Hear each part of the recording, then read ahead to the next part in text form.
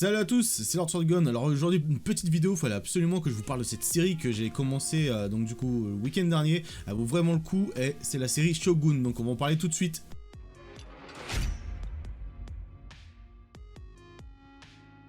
Alors la série Shogun est disponible sur la plateforme Disney+. Alors c'est une série aux États-Unis dont la chaîne est FX et qui est aussi diffusée sur Hulu. Donc Hulu, pour savoir, c'est donc du coup un service de streaming aux États-Unis qui appartient aussi à Disney. Donc du coup là-bas aux États-Unis, vous avez Disney+, plus Hulu. Vous pouvez avoir des packs des deux. Tandis que nous, les productions Hulu en France, généralement, sont plutôt des contenus stars ou etc. Donc la série est une adaptation du livre Shogun de James Clavell. Donc, en termes d'acteurs, on a Hiroyuki Sanada, c'est un acteur qui a pu jouer dans 47 Ronin, dans Bullet Train, dans John Wick 4, on l'a vu aussi dans Mortal Kombat, Le Dernier Samouraï, il joue le seigneur Toranaga. On a également Anna Sawe qui joue Dame Moriko, qui elle, donc du coup on a pu la voir dans la série Monarch, Legacy of the Monster, qui est donc du coup la série sur Apple TV, qui dans l'univers de Godzilla et de Kong.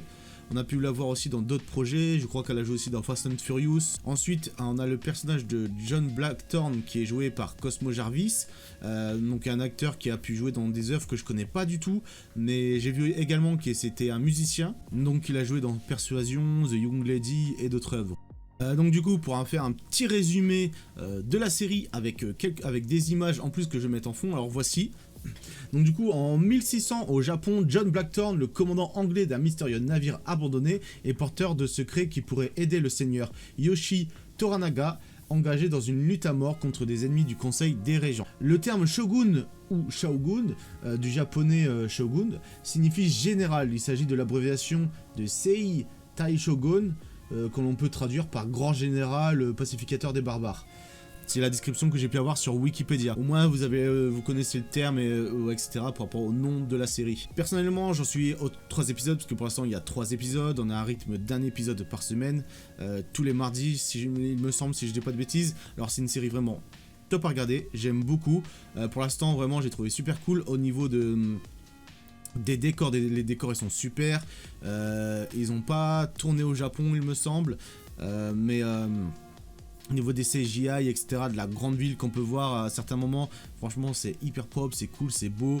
Il y a des petits moments au niveau de la photographie, dans la nuit, etc., que j'ai beaucoup aimé.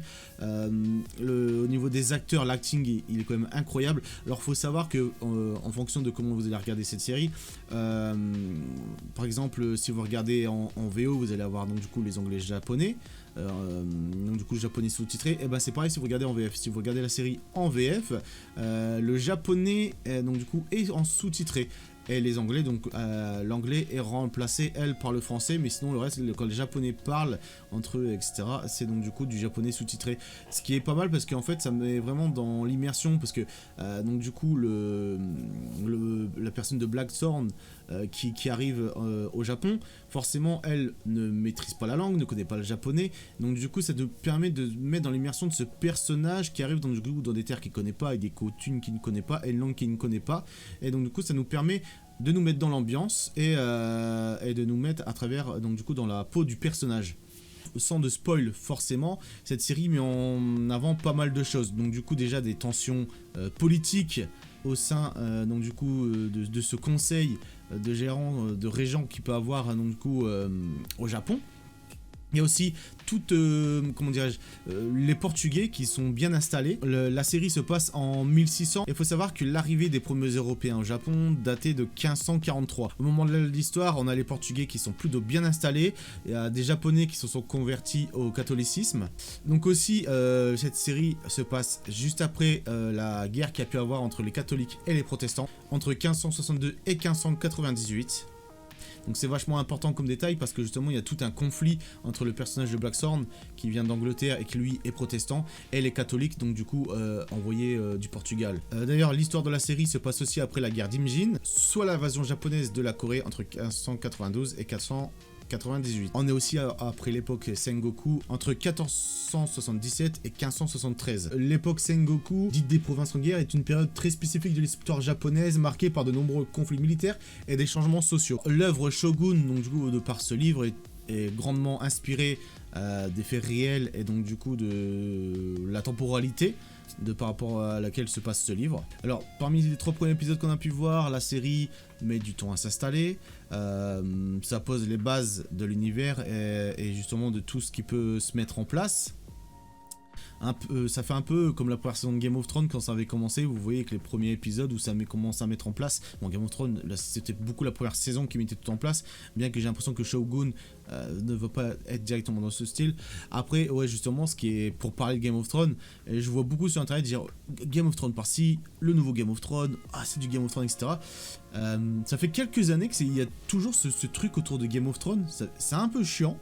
Alors chez moi Game of Thrones c'est ma série favorite, série numéro 1, mais j'ai l'impression qu'il y a tous les services de streaming qui se battent à chaque fois pour avoir leur Game of Thrones à eux. Mais en fait j'ai l'impression qu'ils n'ont pas tous compris ce que c'est aussi Game of Thrones. Game of Thrones, ce qui faisait le charme de Game of Thrones, c'était ces tensions politiques, ces conflits, c'était vraiment des jeux de pouvoir, tu savais pas en qui avoir confiance, il y avait souvent des coups de couteau dans le dos. Il y avait aussi ce dosage de la magie, parce que comme disait George R.R. Martin, c'est comme un plat salé, trop de sel, ça tue le plat, et si tu équilibres bien le plat avec le sel, ça fait quelque chose un combo parfait. Et c'est pour ça que la magie Dragonstone était dosée de cette façon dans Game of Thrones. Mais bref, tout ça pour dire que je vois pas l'intérêt donc du coup à un service de streaming d'avoir son Game of Thrones. Le but c'est de produire de bonnes séries de bonne qualité. Pour moi il n'y a rien à voir parce que là on va être vraiment sur quelque chose de, même s'il y a du fictif, il va y avoir aussi beaucoup de réel. C'est installé dans une chronologie, dans une ère, donc forcément vous allez pas voir des dragons ou des sorciers sortir et lancer des sorts quoi. Au niveau des acteurs, ils sont très bons comme je disais tout à l'heure. Hiroyuki Sanada, vraiment il est vraiment très bon dans le rôle, très bon dans le personnage. Tu sens qu'il est impliqué, en fait tu sens que tout le casting est impliqué, tu sens qu'ils aiment vraiment ce qu'ils font, qu'il y a vraiment quelque chose qui est construit, qu'il y a une gestion au niveau des acteurs, que genre les décors, et pour moi ils sont vraiment cool, vraiment genre les scènes dans la ville incroyables, à un moment le petit combat qu'il peut avoir dans une forêt dans l'épisode 3, franchement il était hyper cool. Enfin, je veux dire il y a plein de scènes et de moments marquants, et ces jeux comme ça, ces conflits un peu genre entre ces conseillers, tu sens que tu sais pas qui peut avoir confiance en qui, etc. Comment ça va être monté et tout. Il y a vraiment pas mal de choses qui se mettent en place. Tout avec Dame Mariko qui est là, qui sert de traductrice à Blackthorn, puisque elle justement est convertie au catholicisme, elle connaît le portugais et le latin. Donc du coup elle sert de traductrice par rapport au dire du personnage.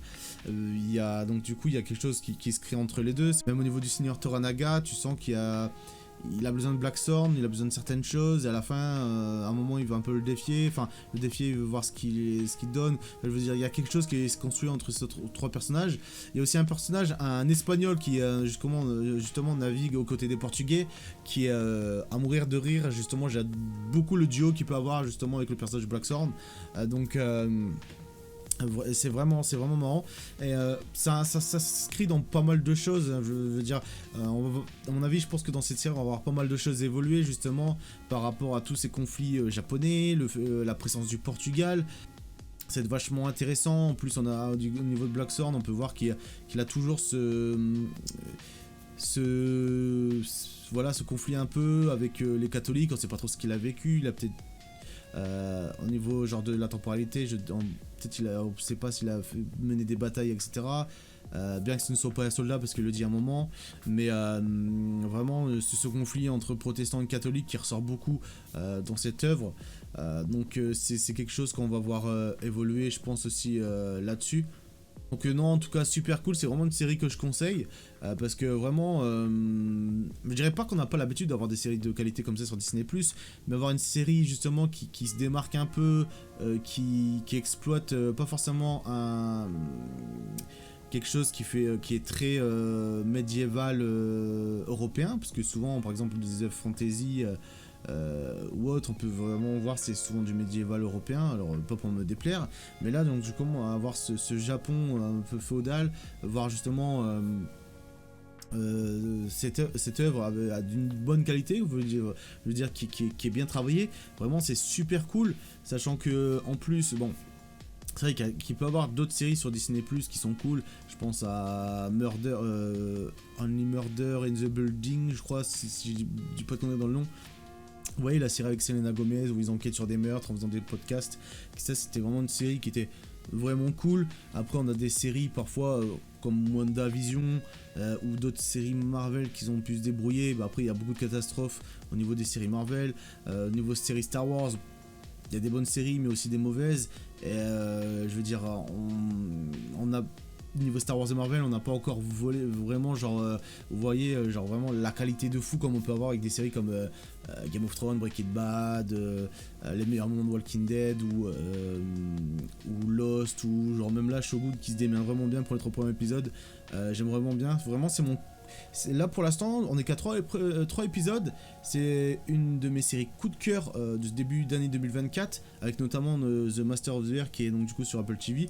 Je ferai une vidéo pour en parler, mais non, en tout cas c'est vraiment, si vous hésitez, vous n'avez pas encore regardé cette série, je vous conseille vraiment de la regarder parce qu'elle vaut vraiment le coup. En plus si vous avez un abonnement Disney+, ça vaut vraiment le coup de regarder cette série. Ça serait dommage de passer à côté. Je referai une vidéo quand la saison sera finie pour justement reparler toujours de tout ça, si donc du coup la série est devenue de mieux en mieux, si elle donc du coup a juste resté comme elle est là actuellement ou si justement elle a chuté. Moi je pense que ça va être que du mieux. Je pense que ça va aller vraiment toujours en avant, toujours en avant. Si vous avez regardé cette série, n'hésitez pas à me le dire en commentaire. N'hésitez pas à me dire donc, du coup si vous avez aimé, ce que vous aimez bien dans cette série. Ensuite, n'oubliez pas que j'ai un Discord où on parle d'univers geek, jeux vidéo, etc. que vous pouvez rejoindre pour faire en sorte d'enrichir la communauté et de la faire vivre aussi également. N'oubliez pas que j'ai donc du coup mes comptes Instagram, compte TikTok pour pouvoir venir me suivre et regarder aussi des comptes vidéos que je peux faire sur TikTok. Donc je vous souhaite une bonne journée, je vous souhaite une bonne soirée, c'était Lord et je vous dis à bientôt, salut.